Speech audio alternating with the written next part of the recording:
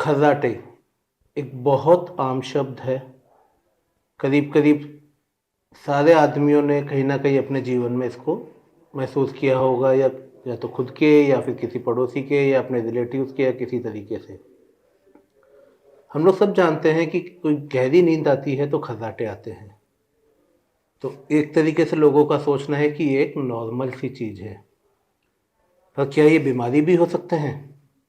क्या इतने खतरनाक हो सकते हैं कि ये जानलेवा हो जाए? आज इन्हीं सब चीज़ों के बारे में बात करेंगे।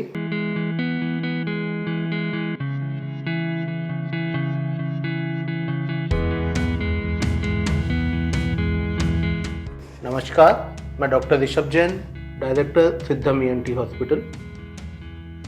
अभी कुछ दिनों पहले हमने सुना होगा जो बिडेन के चेहरे के ऊपर यहाँ पे कुछ लाइन्स आई थी जिससे काफ़ी हल्ला हुआ था कि ये क्या है। देन उन्होंने डिक्लेयर किया था कि उनको एक डिजीज़ है जिसके लिए वो मास्क रात को लगा के सोते हैं। उस मास्क की वो लाइनिंग्स उनके बन गई थी। हालांकि ये थोड़ा सा ज़्यादा था, जो कि नॉर्मली ये लाइनिंग्स ऐसे नहीं बनती है। वो शायद बहुत टाइट रहा होगा उनके मास्क, इसलिए उन्होंने इसके ऐसी लाइन्स हो गई। अदरवाइज नॉर्मली ये नहीं आती। पर ये बीमारी होती है खर्राटों की, जिसको हम लोग कहते हैं ऑब्स्ट्रक्टिव स्लीप एपनिया, यानी कि अगर शॉर्ट टर्म बोले तो OSA।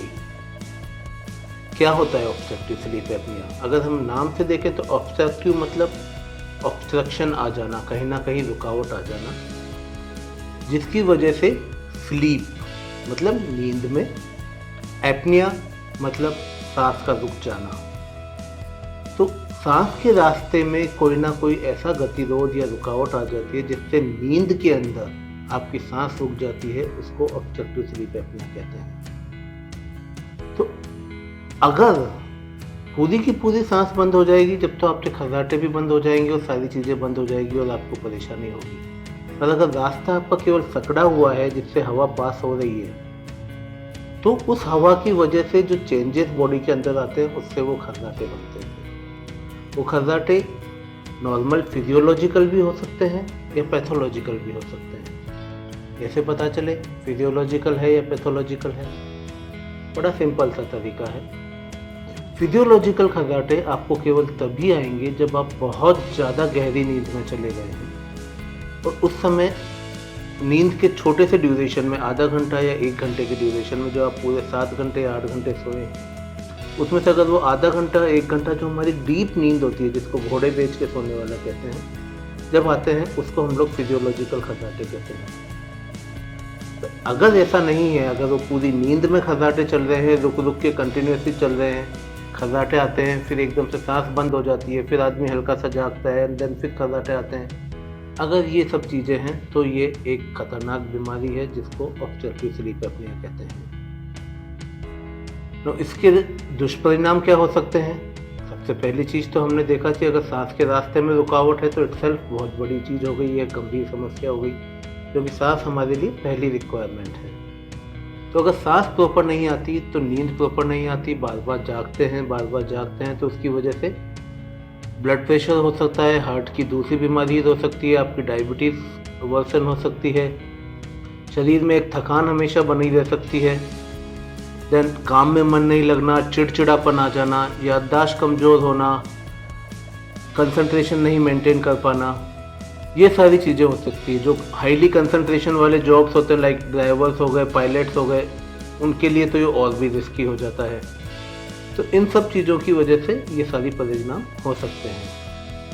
हम लोग आमतौर पे इस चीज़ को इग्नोर कर देते हैं। हम लोगों को समझ में नहीं आता कि हमारे को दिन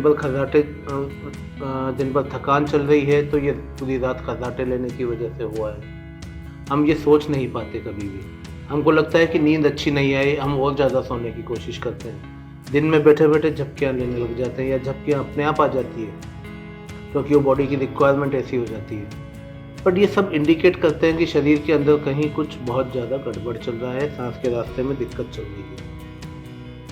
अगर हम इसको इग्नोर करेंगे, डेफिनेटली जब सोते वक्त आपका जो हार्ट रेट कम होनी चाहिए वो बिकॉज ऑफ एपनिया वो ज़्यादा हो जाती है। जो ब्लड प्रेशर आपका सोते वक्त थोड़ा सा कम होना चाहिए वो आपका और ज़्यादा बढ़ जाता है। कुछ लोगों में ये हार्ट रेट और ब्लड प्रेशर इतना बढ़ जाता है कि सोते सोते या तो हार्ट अटैक या लकवे की शिकायत हो जाती है, क्योंकि ब्रेन के अंदर ब्लीडिंग हो जाती है। हम काफ़ी सौ लोगों में देखा भी होगा, सुना भी होगा कि आदमी दिन भर तो काम कर रहा है, जब तो हार्ट अटैक नहीं हुआ, बीपी नहीं बढ़ा, और रात को एकदम से बीपी बढ़ा और हार्ट अटैक आ गया। तो एक बहुत बड़ा कारण उसका ये भी है, क्योंकि वो पेशेंट काफ़ी लंबे टाइम से स्लीप एपनिया का पेशेंट था, उसने उसको इग्नोर किया, उस इग्नोरेंस की वजह से उसको इतनी बड़ी परेशानी हो गई। तो आज हमने जाना कि हार्ट अटैक कब फिजियोलॉजिकल होते हैं और कब वो एक खतरनाक बीमारी का रूप हो सकते हैं। अगर ये खतरनाक बीमारी है तो इसको आगे कैसे मैनेज करना है, कैसे डायग्नोस करना है, ये हम डिस्कस करेंगे हम अगले वीडियो में।